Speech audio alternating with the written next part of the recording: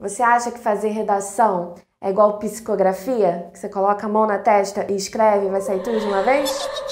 Não é não.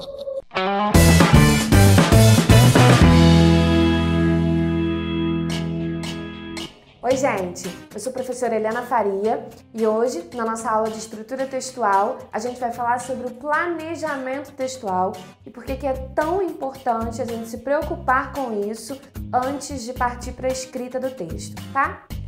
Dois são os principais motivos para a gente poder ter uma preocupação com o planejamento. Primeiro, é para a gente evitar vários problemas que vêm com o improviso. E o segundo é para a gente aprender a controlar melhor o nosso tempo, tá certo? Pensando aí então nos problemas do improviso, vamos ver se não é mais ou menos assim que acontece quando você está escrevendo sua redação. Você pega lá a folhinha de prova para poder fazer a redação, você olha para a prova olha para você, você olha para a prova olha para você e nada acontece. Você fica uns grandes ali, vários minutos, sem fazer nada, num grande branco, nada na sua cabeça. Grande falta de ideias. Até que de repente uma ideia surge, uma ideia aparece. E aí você desesperadamente decide escrever essa ideia logo antes que ela suma da sua cabeça novamente. E é uma ideia puxa outra ideia, que puxa outra ideia, e você vai escrevendo cada vez mais rápido, louco para poder acabar logo tudo. E quando finalmente as ideias acabam, 8 linhas escritas no texto, né? E aí o que você começa a fazer? Muito malandramente, porque você é esperto, você começa a dar uma enroladinha, a escrever a mesma coisa com outras palavras, e aí você vai, né, aumenta o espaço entre uma palavra e outra, e aí você vai ganhando território ali, ganhando espaço com essa repetição, e aí o texto tende a essa repetição de ideias, repetição de argumentos, que pode piorar levando a uma incoerência. Porque como você às vezes não sabe o que você já disse anteriormente, que você não está olhando, não se importando mais do que foi dito anteriormente, você acaba se contradizendo, se negando. E a tendência desse texto feito no improviso é que ele seja muito pior no final, porque você já não sabe mais como terminar, porque ele terminou lá na linha 8, quando as suas ideias acabaram, não é mesmo? Então a gente vai planejar primeiro para evitar esses problemas. Segundo, para a gente poder ter um controle melhor do tempo. Acabar com essa história de ficar 3, 4 horas fazendo a redação. O ideal é que a gente faça a redação no tempo total ótimo de 1 hora. E aí eu sugiro que você pratique, isso não vem de uma hora para outra, mas que você pratique de forma a chegar nesse tempo bom aqui.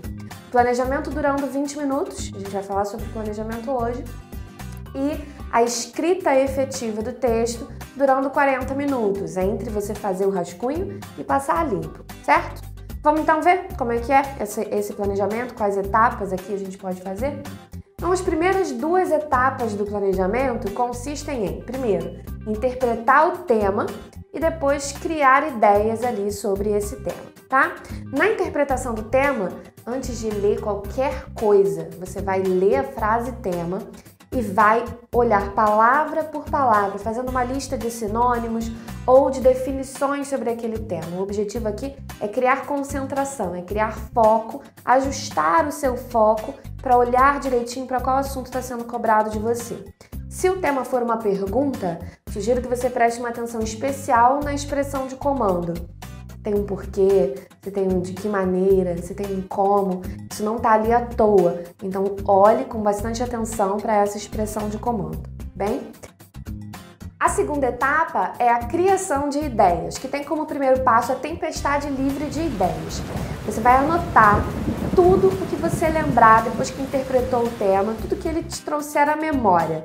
Tudo que você viu nas aulas aqui no Agora de 7, tudo que você leu nos livros, nos jornais, assistiu nas aulas da escola, qualquer informação que aquele tema te trouxer à memória, você anota.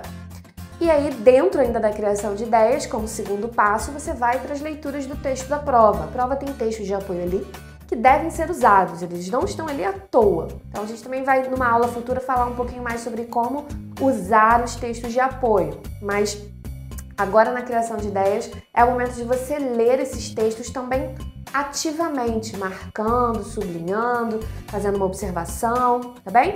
Nessas 2 etapas aqui, interpretando o tema e criando ideias, a gente vai gastar uns 10, 12 minutos, mais ou menos, tá? Envolvendo tudo isso.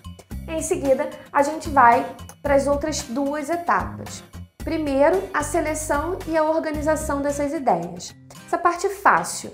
Você observou o que você colocou ali no papel. Você já faz um olhar criterioso, você está treinado. Você já vai saber qual ideia que funciona, qual ideia que não funciona. Você vai descartar as que você acha que não funcionam e vai circular, sublinhar, enfim, fazer alguma coisa ali com as que você acha que funcionam. E aí você vai mais ou menos escolher quais argumentos vão estar uns relacionados com os outros, bem? E aí, por fim, o nosso objetivo é chegar no roteiro, que é a quarta etapa. O roteiro, ele é o mapa do seu texto. Ele funciona para o texto como a planta funciona para uma casa. A planta que um arquiteto faz funciona para uma casa. Ele diz o que vai acontecer em cada parte do texto. A gente já falou na aula passada sobre como é a estrutura do texto. Se você não viu, dá uma olhada que o link vai estar aqui embaixo. A gente tem introdução, desenvolvimento e conclusão. A gente vai escolher as ideias principais de cada uma dessas partes. Então, o que a gente vai colocar no roteiro? A tese, o argumento 1 e o argumento 2. Você pode escolher. Eu, assim como a professora Sabrina, eu gosto de escolher os argumentos primeiro. Então, você pode selecionar o argumento 1, selecionar o argumento 2 e, em seguida, em cima deles, escrever uma frase que vai ser a tese, já deixar ela pronta ali, certo? Além disso, seleciona também as propostas. Você está fazendo a redação do Enem? Tem que ter proposta. Então, seleciona as propostas de intervenção que vão aparecer na conclusão. Sugiro que pense em pelo menos duas. Uma conjuntural, de curto prazo, e uma estrutural, de longo prazo, certo? Tudo isso organizado aí, agora, você gastou aqui uns 15 ou 20 minutos.